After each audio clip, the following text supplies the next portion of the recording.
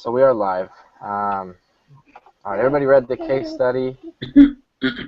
This week's is about a guy in a position of where he could lose his job if he doesn't kind of work things out. It seems like politics plays a pretty big part. Does someone want to give kind of a synopsis of the exact situation? Sure. I mean, I can if. Guess I keep jumping in. Hello. Hello. Sure. Yeah. Yeah, did you want to do it? Or did you want me? I think Marissa might have froze. Okay. Yeah, she dropped So out. she'll Let's reconnect with us. Yeah, let's give it a second for her to pop back in. She's usually pretty Sure. quick. Yeah, there she goes. All right, Marissa, you can go ahead. We're back. All right. Basically, what we have here is we have Mr. Green here, who is kind of a rising star. At least when he got promoted, he was a rising star for the company, and he took the position of Mr. Davis. And basically, Mr. Davis doesn't feel like he is performing very well. He gave a lot of specifics of where Mr. Green needs to improve on. And I think where the office politics might come in is where, I think it's where he's just not sure how to appease upper management. He's been a salesperson his whole career, and he's not sure how the political games work, how to get allies as you're moving up, how to get people to watch your back. And I think that was one of the issues, is where there was nobody really watching his back.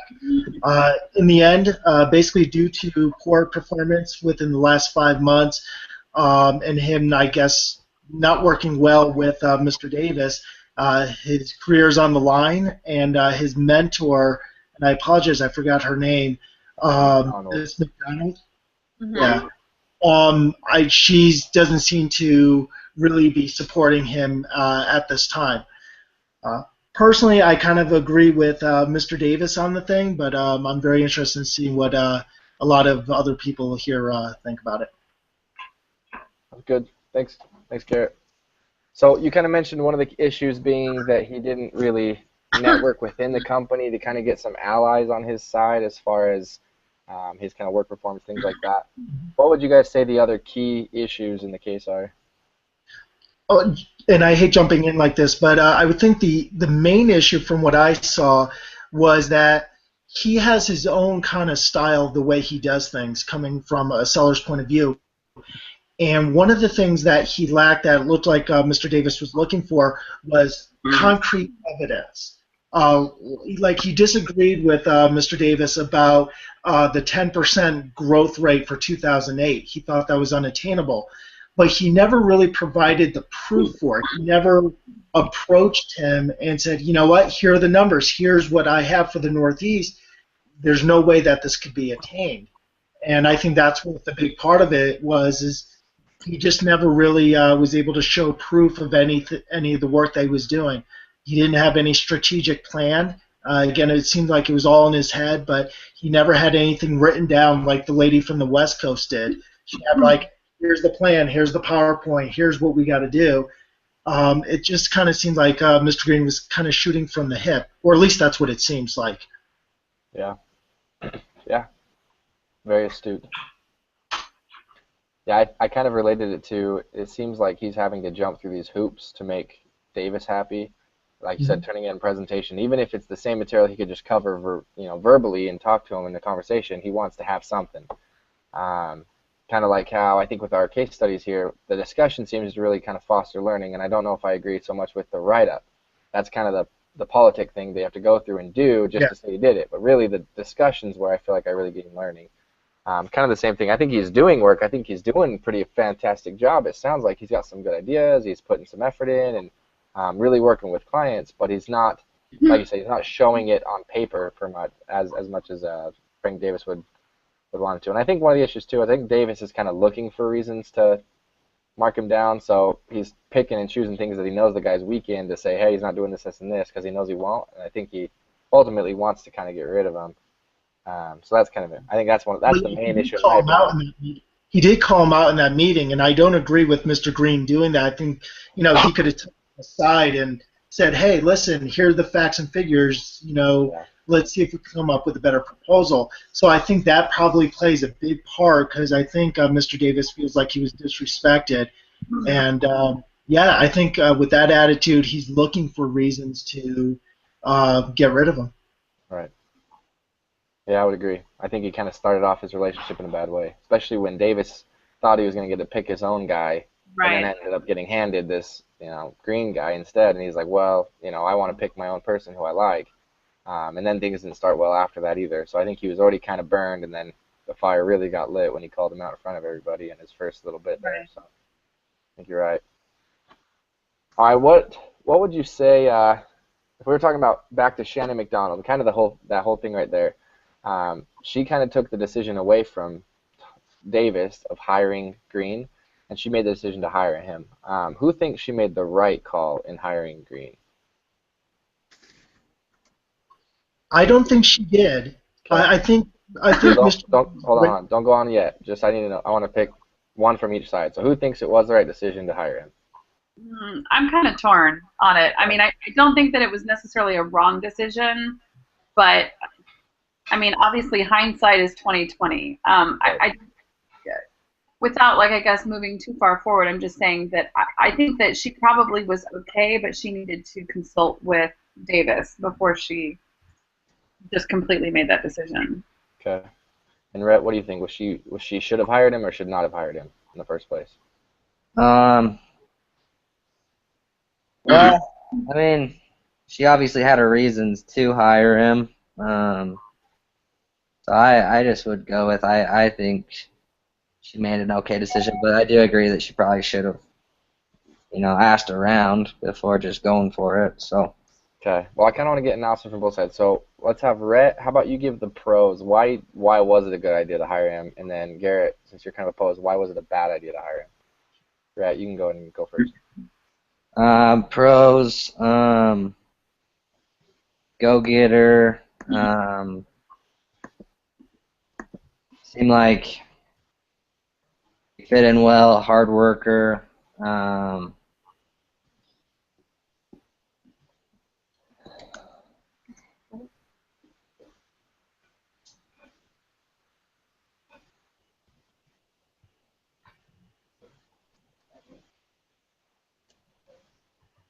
I had a good background at his last company. So I'm having to look into that pretty deeply and figured he would grow into this one. So. Okay. All right, he had the potential for it. All right, Garrett, why do you think it was a bad idea? All right. Well, he was definitely a good salesman, so I think that's how he got the job. He was able to sell himself to McDonald. But I don't think it was the right choice because he didn't really have any management experience. And he kind of seemed to be lifted from his current position beyond, I think, one or two positions above that to the new position that he was in. And I think it's important for him to go through those other positions because in those positions he learns a little bit more of the management style. I don't think it was a good fit for the company. As a sales rep, yes, but because he didn't know about the management style, he didn't know about the forecasting. That was his first forecasting event that he attended that Mr. Davis was giving.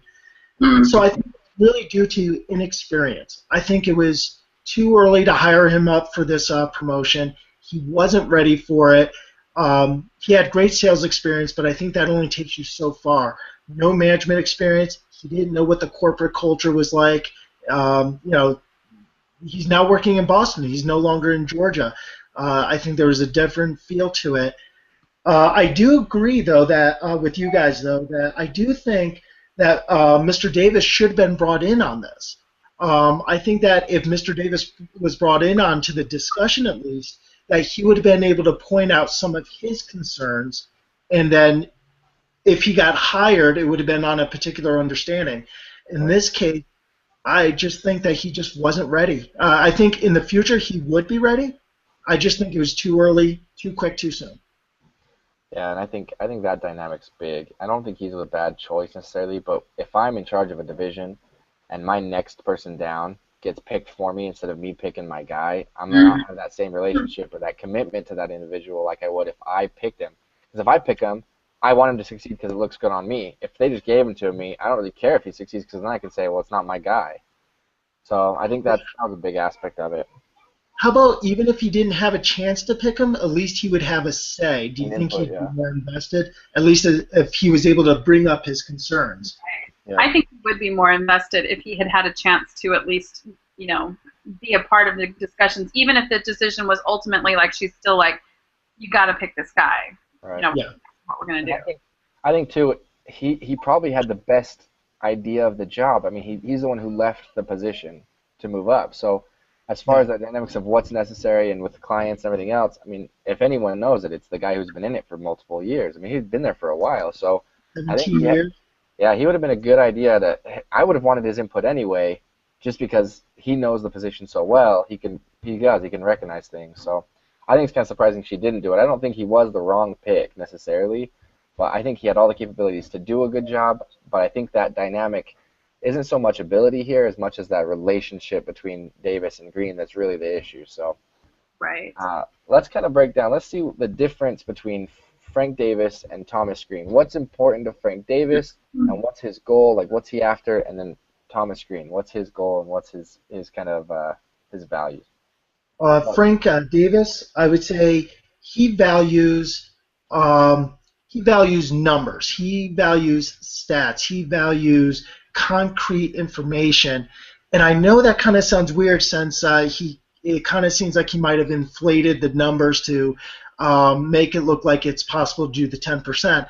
But the way he was micromanaging, and I don't think he wanted to micromanage. I think he was doing it because he wasn't hearing back from Green. But when he was micromanaging, it seemed like he was looking for solid responses. And that's something that Green didn't bring on. As a matter of fact, even one of the customers of Green was saying that, or one of the coworkers of Green was saying that the customers were looking for memos, they were looking for presentations, they were looking for facts and figures, something that was not part of his style. And I think that was the huge contradiction. Numbers, PowerPoints, memos. That's Davis's style right there. Right. What about Green? What's his style? What's his value? I think face-to-face aspect. I mean, he really likes to get out there with people and see and speak to, and the new, like creating new things. He likes to kind of seek out that new, ambitious aspect of things and kind of run his own show, I guess, in that sense. Yeah. Yeah, he did come up with that software, right? Or at least he was creating that software that was kind of new and innovative. So that's perfect towards your point right there. Right. Brett, you have any thoughts? I disagree. I think Thomas is ultimately probably trying to get to the top, and so I think he likes to be impressive, I guess, to people, and doesn't really care how he does it. He just wants to get things done. Yeah. Yeah, I think it kind of shows in the case study. Thomas really doesn't care about the office politics. He doesn't care at all about that aspect of his job. He's getting the job done. I think he's doing a really good job of being actively engaged. Doesn't seem like he's shirking responsibilities or anything. He just has a different style than what Frank Davis would like. So I think he's succeeding his job. I really think it's the personality difference and kind of the expectation difference here. Davis was upset that Thomas Green didn't update his calendar to say he wasn't going to be in Orlando or whatever. And Green said, well, it was a waste of time to stay another day, so I got to work on something else and I had an opportunity. He's not running around doing something silly. He's just saying, okay, I'm not going to waste my time. What's next? What can I do? So I think the issue isn't so much, the little things like not updating his calendar. I think it's just very different styles. How did the actions of Green, what he actually was going out doing, differ from the expectations that Davis had for him? I would probably say Green, like you said, he was going around and he was trying to make effective contacts, which of course he wasn't finding in Florida, but he was finding elsewhere. But I don't think he was producing the paperwork. And again, it might be just the paperwork that Davis was wanting. Like he didn't provide the charts, the leadership charts for the companies that he was supposed to be looking into. So I don't think he has really an idea of what corporate is really looking for as far as versus what his responsibilities are. I think he still has that salesman mentality. So I don't think he and Davis really sat down and said, hey, this is my expectation. I expect you to get these charts. I expect you to, when I call you, to respond to the phone calls right away. I expect you to be engaged in our relationship, open communication. And with Green, he started avoiding Davis at all costs because that relationship was becoming uncomfortable. So I think there was definitely a difference between the expectations. Right. Definitely agree.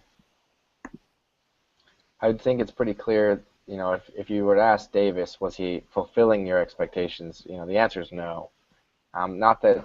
I think if you look at the real root of it, Davis had this projection of 10% growth, everything else. I think Green is meeting that goal. I think he's going to produce results with the company to have success and have sales and have development. Like you said, he had the software program coming next year. It seems like there's a lot of good things in the works to where what the company cares about as far as, moving forward in the bottom line, I think he's going to be okay.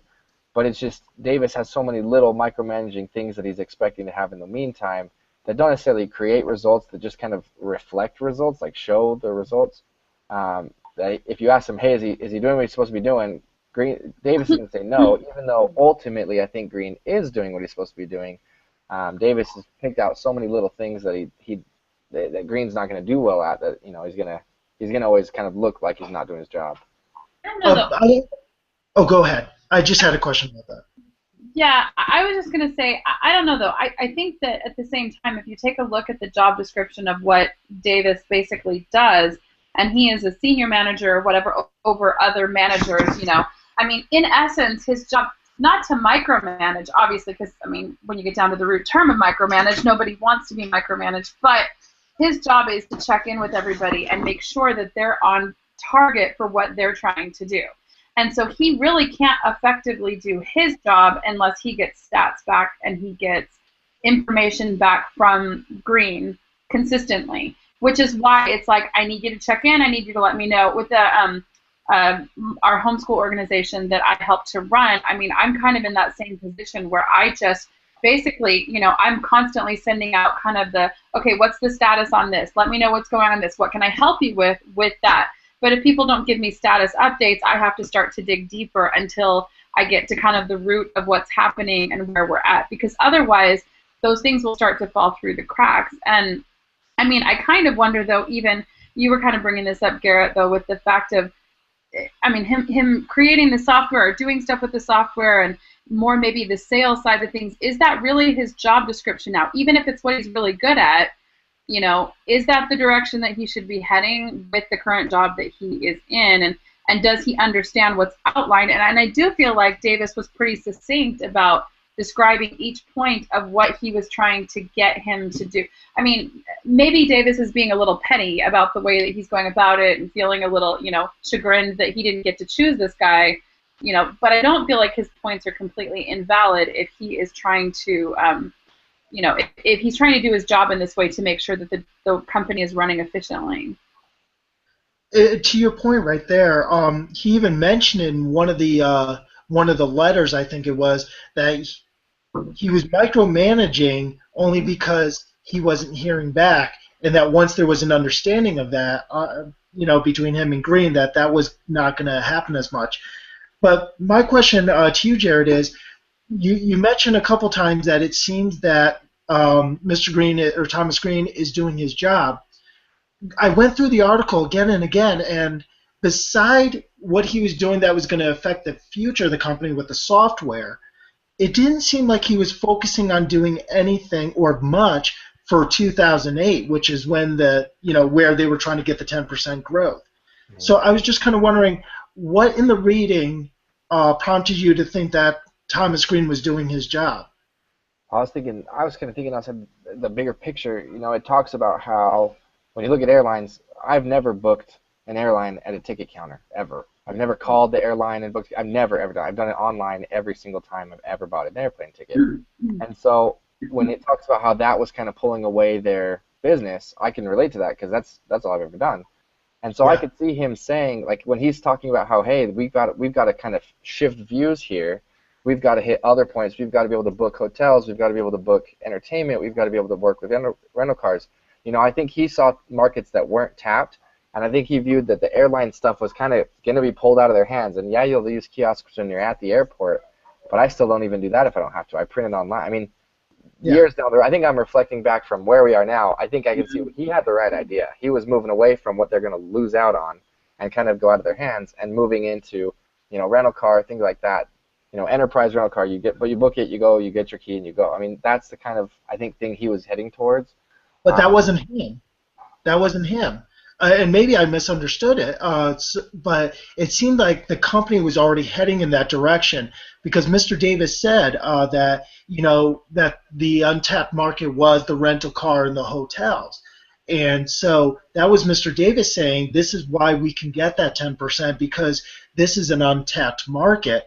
But I don't see anywhere in the reading where Mr. Green was actually working toward that market, except for that calendar issue where he moved from Orlando and went a day early to a different area.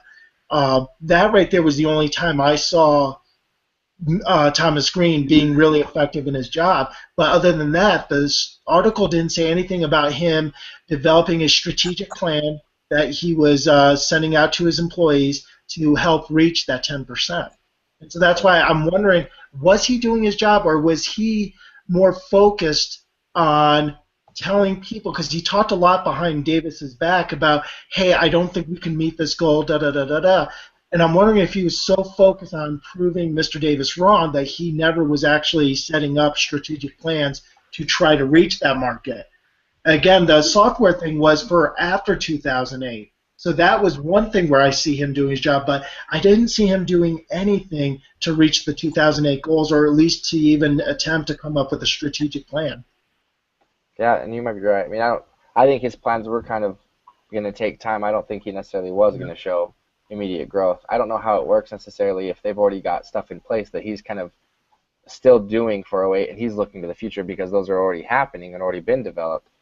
So I don't know how that, I mean, it seems like he didn't think the number would happen. I don't know what's happening along the way to make the number happen, but yeah, you have a good point. I don't know what he's doing to make this year happen. It seems like his goal was for the future.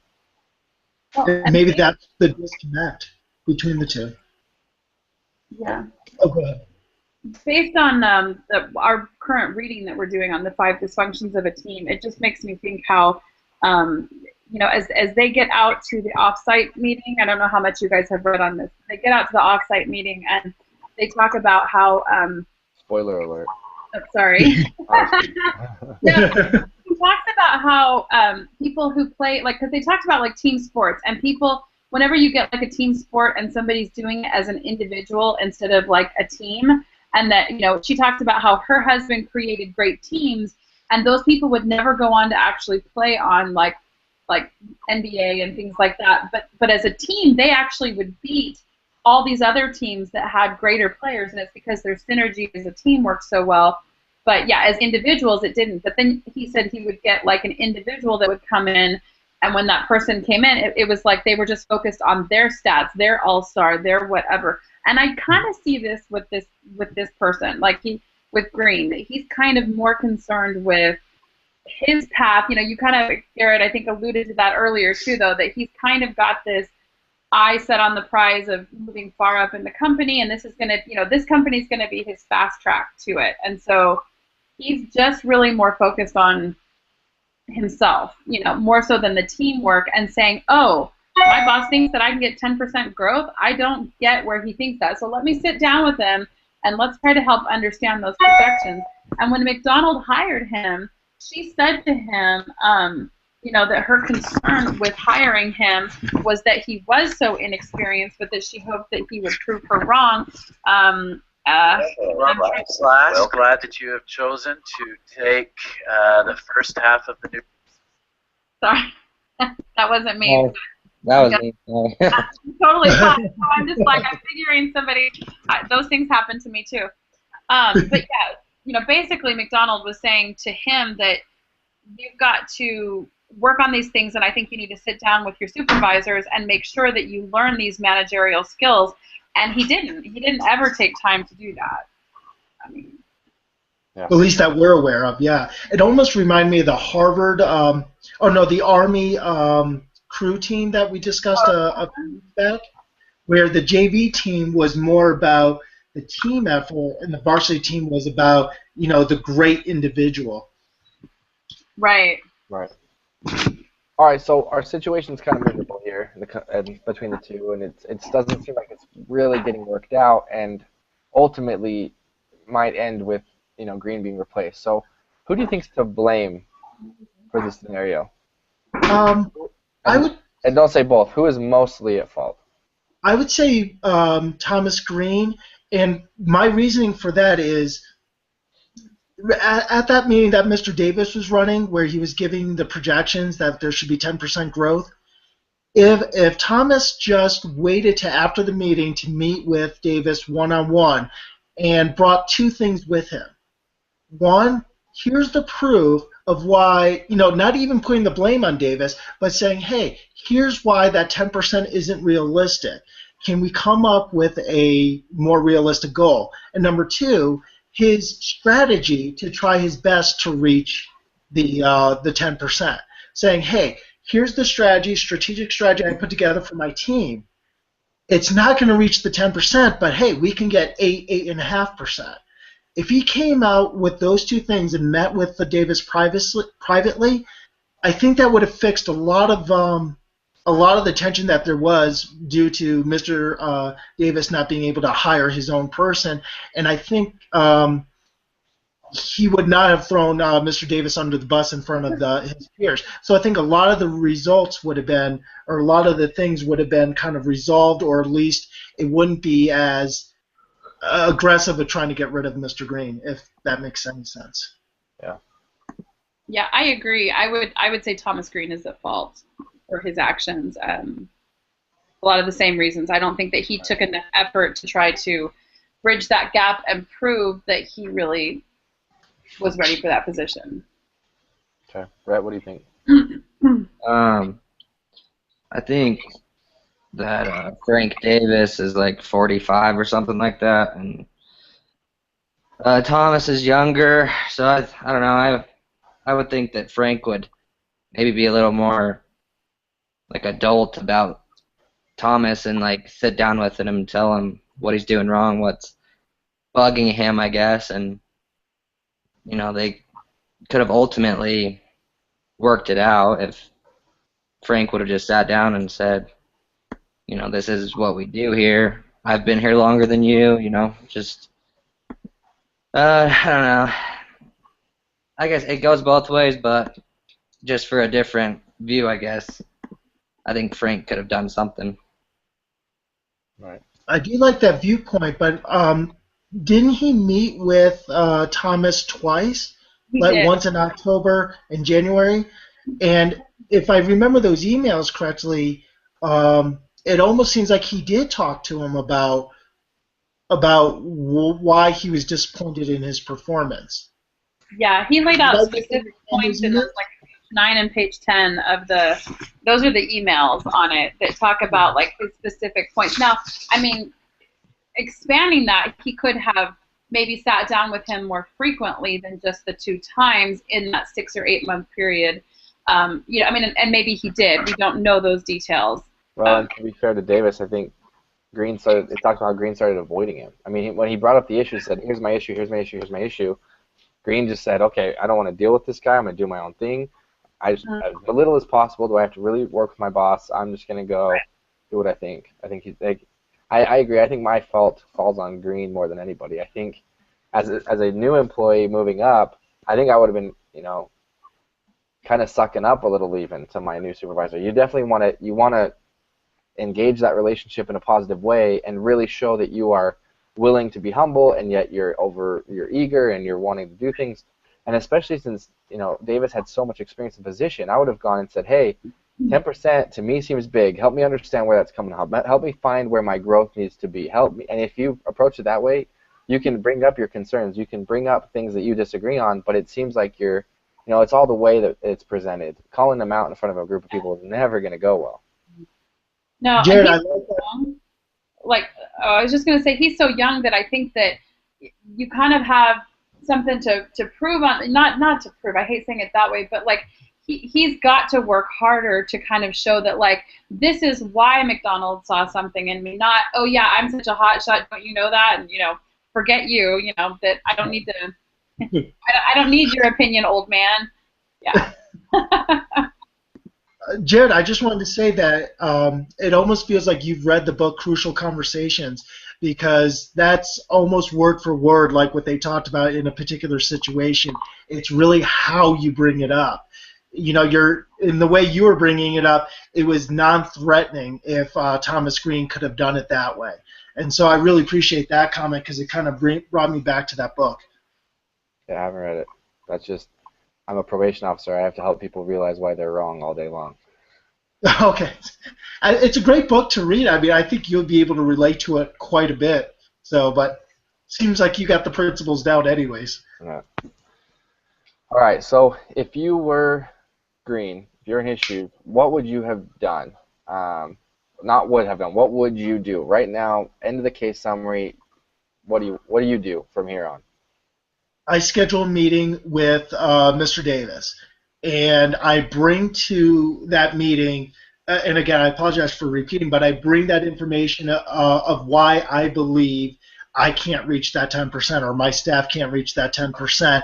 And then just like what you mentioned, I'd ask him, hey, you're the expert, you've been in this position, tell me, with all this information I have, this is why I don't think I could do it, but you tell me why you think this is possible, help guide me, and almost kind of be humble enough to look to Mr. Davis as a mentor.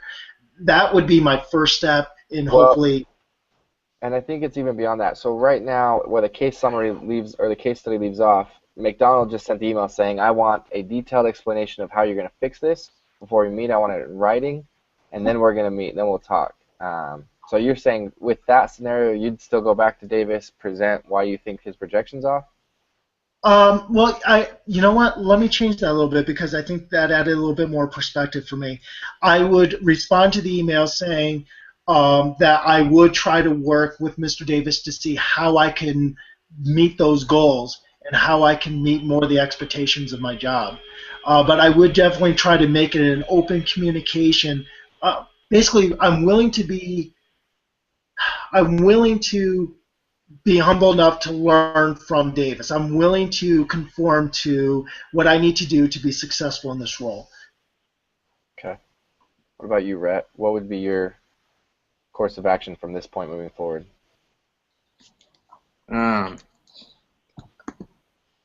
Well, obviously, we would, we see how he was wrong, but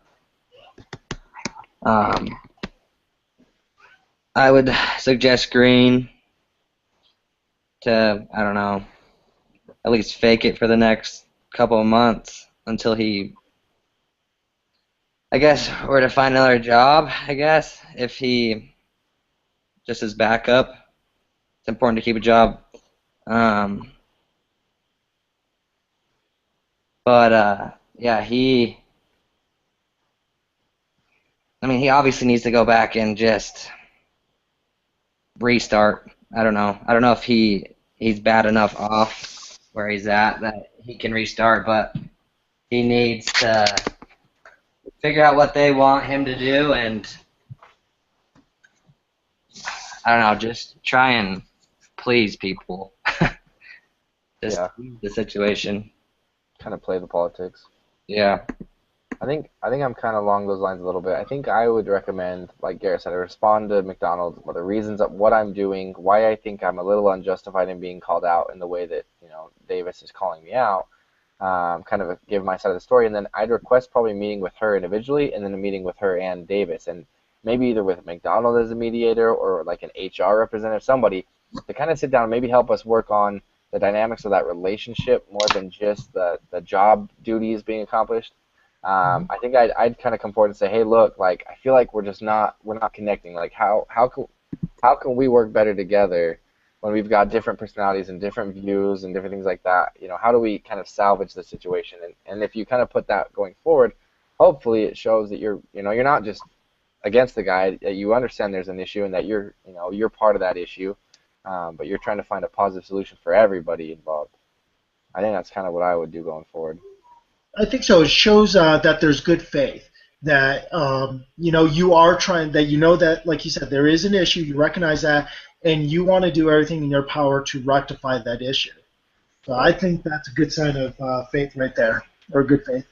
Plus, it kind of sets you up if the company does let you go, and you can say, hey, I've been doing well, but I've expressed, like me and my supervisor, if this is the issue here is our relationship, not so much work ethic and work accomplishment. If the company starts to say they're going to let you go, you can say, hey, look, why aren't you helping fix the problem? Why am I going to be let go when I'm here trying to fix the problem? It kind of sets you up to be a little less liable for why you were fired too, or if that does happen. And hopefully it doesn't happen. But Marissa, I know you're experiencing technical difficulties, it looks like. Yeah. Sorry. I'm back. I tried like 20 times to get in and finally got in, so I'm back. Anyway, missed half the conversation there, but hey. you kind of missed our answer. I asked, what actions would you take if you were Thomas Green from this point going forward? You just got the email from McDonald asking for an explanation of what's going on and everything. You kind of missed our answers, but what do you think? What would you do? Change my attitude. Like, for real. Like, he even said that himself if he was wondering. He gave like 5 or 6 things at the end here of what he could do at this point. And honestly, especially in the position he's in, he's got a mortgage coming up, he's got this new furniture being delivered, he needs a little humble pie, and he needs to make some changes and reach out and say, obviously I've been going about this wrong, what can I do, in a nutshell. I think he realizes he made a couple of mistakes along the way. Like it says, do I do what Davis tells him to do and keep his mouth shut, just go with the status quo? And it even says here, was it his responsibility to expose Davis's overstated projections? I think he realized, was that a mistake? Should I not have said anything? So I agree. I think that would be an option, is to kind of just try to be what they want you to be. Play the politics. And that was Rhett's suggestion, would be to kind of play the politics for the next little bit and just do what they're asking. See what happens. So I'll kind of give you the synopsis at the end here of kind of what actually happened. But I want to talk about, kind of the impact of power in office politics. What part did politics and office politics come to play in this scenario, this case study? I think it made it tougher on Thomas Green. I think the micromanaging happened mainly because of politics. And I think the politics was initiated when Mr. Davis felt like he was undermined. He didn't have a chance to choose who his replacement was. He wasn't even consulted in the matter. So I think that's what spurred it. And I think the end result was he was tougher, less understanding of Green because of it. Yeah, agree. Yeah, I totally agree. So it kind of breaks down different powers. It talks about content or topic power, and then referent power, which is basically like characteristics and results. Legitimate power is kind of by rank or position, and then coercive power is the ability to make enact consequences, make what happen. And I think you kind of see these power attributes expressed through Davis. He's kind of got that, I'm over you, you're going to do what I say. And ultimately, he kind of has the power to get rid of Green if he wants to. He can build a case, and Green mentions that he thinks Davis is building a case against why he should be fired. And it's kind of, that's an interesting dynamic you have in an employment, is your supervisor kind of has the power to make you look bad and express to their supervisors why you shouldn't be around anymore. So what dynamics of power do you think that Davis plays and kind of goes through in this scenario? Wow, that's a good question. Can you list them again? How does he? And we don't have to be specific. How does he use his power to kind of play politics. I think he did start developing a case. You mentioned earlier how he was nitpicking on the little things that might not be that important overall, but like kind of like, oh, you have to update your Outlook calendar. I think it's when he could show enough of those little cases to show that Green is not fitting in with the culture. I think he can slowly build a case, and so I think he's using his power to focus on the little incidentals to try to build his case. And if you notice, it must be working because McDonald, and I apologize, I forgot her first name, but Miss McDonald actually started distancing herself away from him, from Mr. Green. So obviously that office politics, using whatever power he has, I think is starting to work, and I think that leaves Green kind of all by himself. Yeah, I agree. So it also talks about conflict styles. There's 4 different types of conflict styles that when an issue comes up, people kind of react to the issue in a certain way. So there's competition, which is basically characterized by aggressive or uncooperative behavior, kind of attacking someone else. You have compromise, where each party gives a little something to kind of gain something also. You have avoidance, where you disassociate yourself, you're ignoring it, or you're just kind of putting off the conflict. And then you have collaboration, where you work together to really find a positive common solution or resolution. What do you think? What do you think is Green's conflict style, or his reaction to this, and what do you think is Davis's conflict style? The third one for Green and the fourth one for Davis. Can't remember what they were. No, avoidance. And then collaboration for Davis, the fourth one? Yeah, and I say that because he sat down with him in meetings and he gave out point by point, I guess, or maybe that was the first one, I don't know, but he kind of, because it does say that they work, in one of his emails to McDonald, he does say that they worked through it, and he said Thomas ultimately conceded the mistakes and personal shortcomings that I explained to him and pledged to develop creative marketing approaches. So, it seemed like they were collaborating in that realm. But I'm not sure if it was really collaborating as far as Mr. Green or Thomas Green kind of saying, kind of like being submissive to him. I think if it was more collaborative, then Mr. Davis would kind of work more with him and say, okay, if I have to be flexible on your kind of style, like they could be flexible on each other's style, like where Green doesn't have to totally conform to Davis, and Davis doesn't have to conform to Green, where they can kind of meet in the middle. McDonald wanted Green there because he offers a fresh perspective that might be also on management style. And so if they were going to collaborate, if they were going to work as a team, I think Davis would say, you know what, I understand that these are your strengths. Let's see how we can make your strengths work, and try to come up with maybe a new management style that would be approved by both of them. Yeah, I think ideally collaboration is what you want. I don't think right now in the situation, I don't think Davis and Green are in the mood or the circumstance where they're going to collaborate well. No.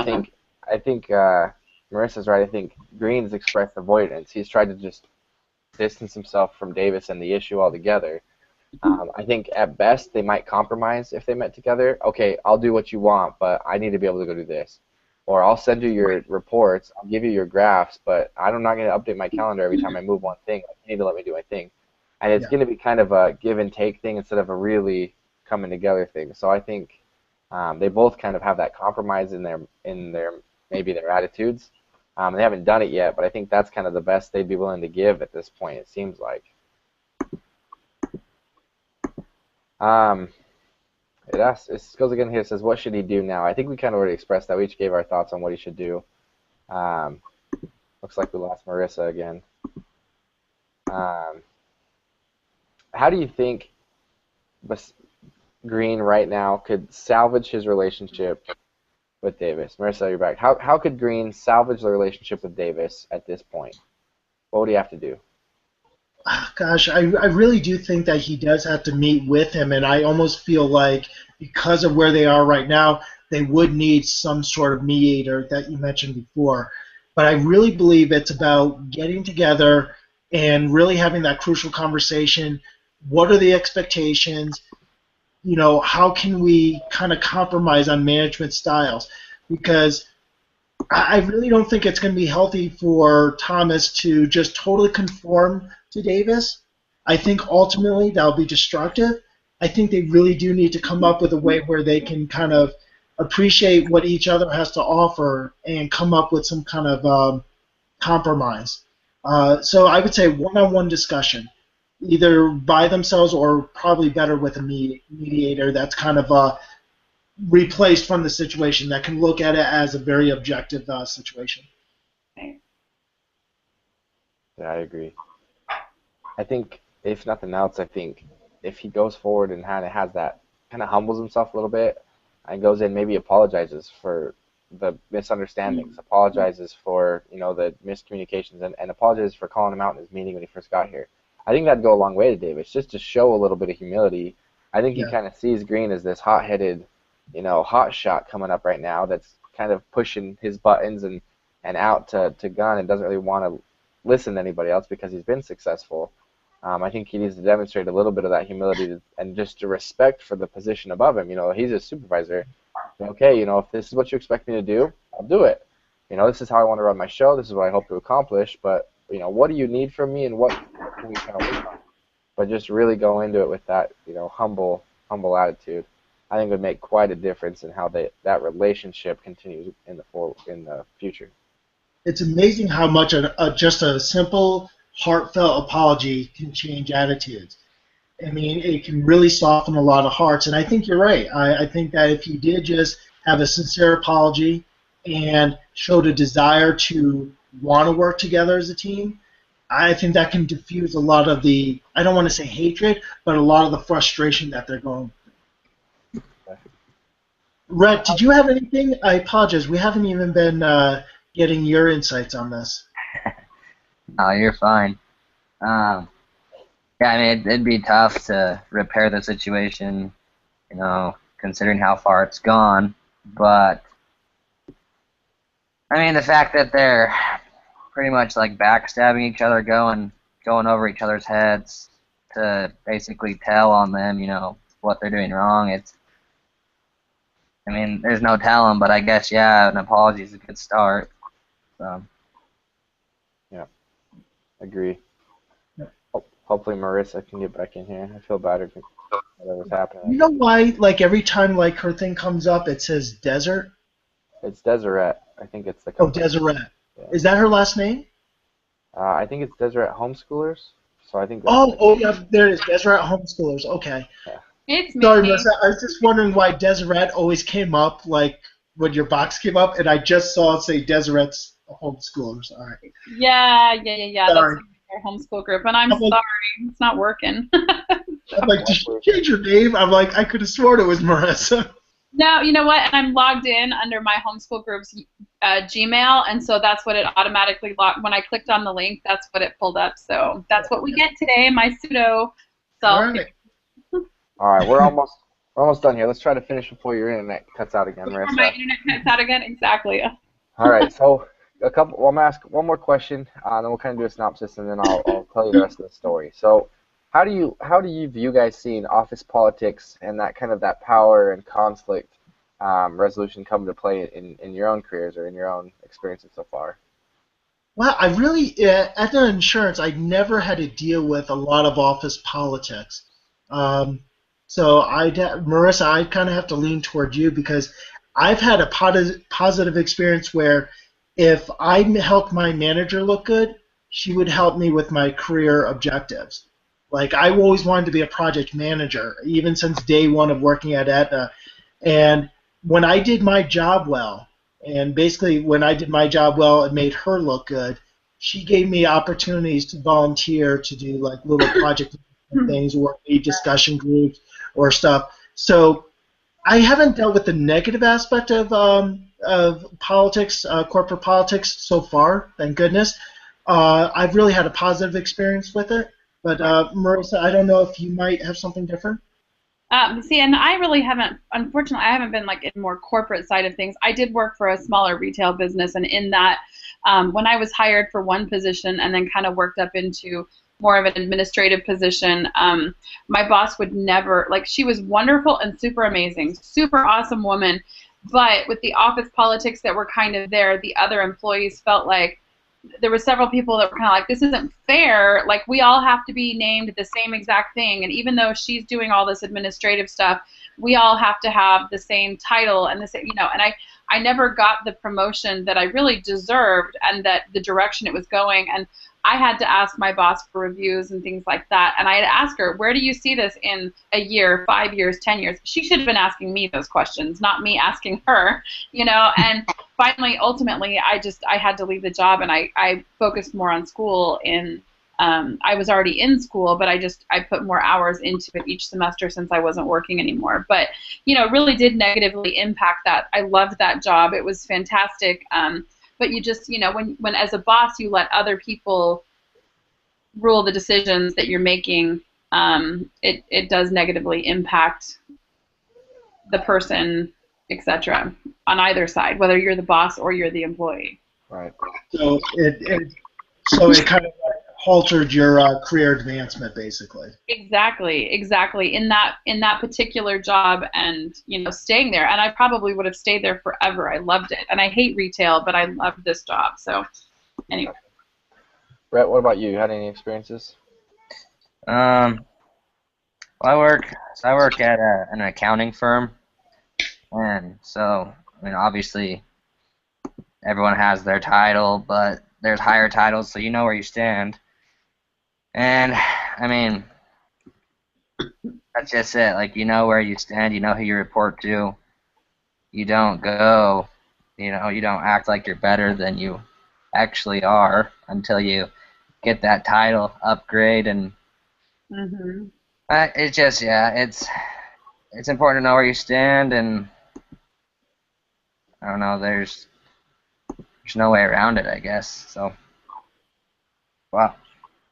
Yeah, just good. I've never felt like conflict like this, I guess, in the real world, luckily. So that's good. Yeah, I've had kind of both positive and negative. My work situation I'm in right now, I used to be all one big department, the city prosecutor's office and the court.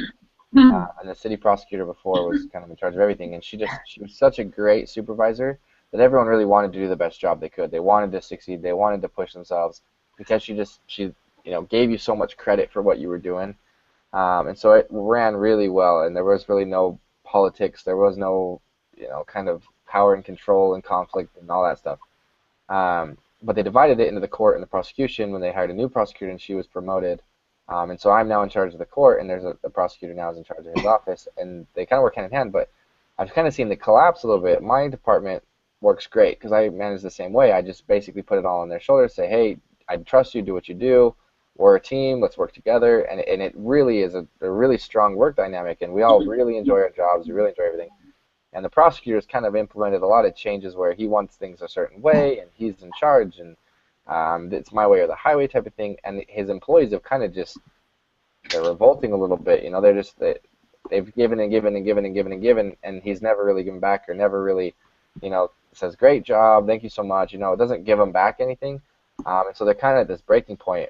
And he and I had a discussion for like 2 hours after work a couple weeks ago, and I kind of explained, I was breaking him down this process, said, hey, you're the supervisor, but you rely so heavily on your employees. You've got to keep that balance because they collapse and you collapse. Like, you're only going to be as good as your weakest link. Right. And helping him kind of see that was kind of tough because he just has this, well, it's my office. It should be the way I want it.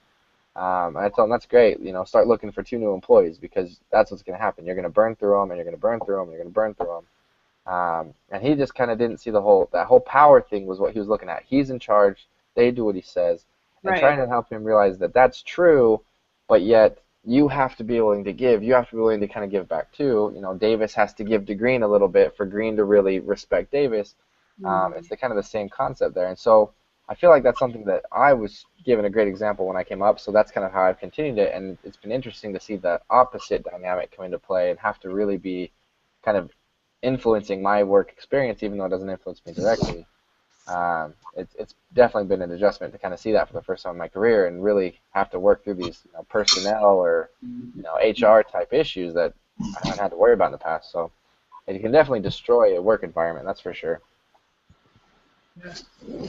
Well, I appreciate you guys' discussion. I appreciate all your points. We're pretty much out of time, so I'm going to share just a little quick synopsis it gives here on kind of what happens after the fact. So it says, after McDonald's February 5th, 2008 email, Green took the offensive against his boss. He crafted a series of memorandums, emails, reports, and projections that exposed inaccuracies and creative forecasting. This data enabled Green to build some alliances with other marketing personnel who used the data to ultimately side with him. On April 4th, it was announced that Frank Davis was being moved laterally to an undefined special project. However, Green's tactics were seen as overly brutal by many in the company, and although he won the battle against his boss, his career was irreparably harmed. McDonald distanced herself from him. By July of 2008, Green announced he was resigning from his position to pursue full-time studies for an MBA. We can only speculate what would have occurred if Green had tried to help Davis work out the discrepancies and problems with forecasts. Perhaps both would have succeeded. So it kind of goes to show, he wasn't doing a bad job. Ultimately, the company kind of said, hey, you're right. But he destroyed his own career and the other guys, it sounds like. So you don't build by destroying. That's terrible. Right, That's not what I expected. You go back to square one. If they would have started on a different foot and worked together from the get-go and collaborated instead of kind of just been against each other, who knows what would have happened. I agree. I think it's really about working as a team. Like, not to look at yourself as an individual, but what's best for the company, what's best for us. And when you start working as a team, yeah, a lot of these crucial conversations could have been had in privacy where you're not throwing the other person under the bus, you're not making the other person feel bad, you're just trying to understand where they're coming from. Yeah, it's all about teamwork is what I get ultimately from this lesson. Yeah, it's too bad. It makes you think, what in your bad relationship in your job, even if you win the argument, you win the battle, what's the ultimate cost? Kind of makes you stop and think about some of the things. I've had similar experiences where I was right, and I was going to show I was right, but it didn't gain me anything by being right, Right. One last question. Do you guys think that if Green went kind of advanced properly, didn't skip over a bunch of other promotions or positions, but actually kind of went to the individual positions beforehand, you think that would have developed him a little bit more to the corporate atmosphere, to what was expected out of him in Boston? Like, do you think it would have prepared him more for that position? Yeah, I would say so. Development's always good. I think his response to the situation kind of showed his immaturity still. He hadn't quite figured out how to really work with others. Like I said, if his whole view was, I'm going to fix the problem by showing that this guy was wrong and I was right, there's an immature aspect of that, decision. Right. So I think by developing that but through different positions and really wanting to work with others, where he was kind of a lone salesman going off and doing his thing, and now he had to really work with that whole, scheme of others. Definitely would have hopefully developed that a little better down his career, and hopefully he learned a really hard lesson, a crass lesson, and moved on from there, and maybe in his next job did a little better, figured it out right away from the get-go. Yeah. But I appreciate you guys' discussion. I'm gonna go ahead and stop the broadcast. Who is leading next week? Is that my turn? Because I know I wasn't there last week.